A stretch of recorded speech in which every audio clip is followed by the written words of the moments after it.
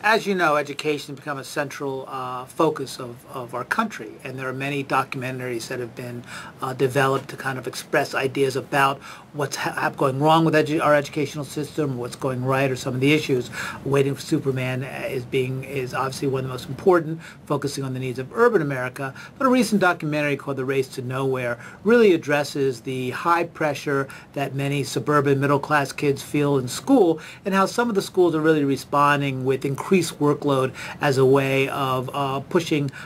kids forward on the achievement circle. And as we know, and that what that movie captures well, is the pressure in this very particular group of people who are not necessarily being treated for their whole self. And so one of the things that The Race to Nowhere really does make the point that it's important to think of the whole child and address their needs. In fact, the movie, however, it takes on a very small slice of the educational system. It's over-focused on a particularly high-stress group of kids. And one of the things that was severely lacking were the problem about what is a parent's role and how parents buy into this model in terms of the way they push achievement in their children, but also how they don't really address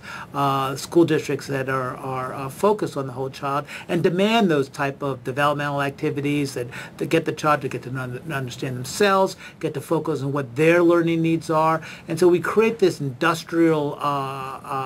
process of instruction where we think that if we make all kids do a lot of homework and all kids take AP classes, somehow we're going to have a more successful kid and a more successful society. And Race to Nowhere identifies that actually sets up a lot of failures. Now, that's not to mean that schools that ask for a lot of homework or kids who really want to do more homework should not have the opportunity. But this kind of one-size-fits-all model of education is just not going to work for us. And we're not going to be successful until we really turn around and say, what do these kids need in this particular context, and how are we going to meet the needs of the child, rather than identifying what do adults in the environment believe or want, and then how are we going to create a system that serves their needs, too often at the severe cost for the social, emotional health of children, and does not necessarily lead to universal academic accomplishment, and certainly does not prepare kids for the world of work where they're going to need to learn how to work in groups, be creative, understand themselves as a person,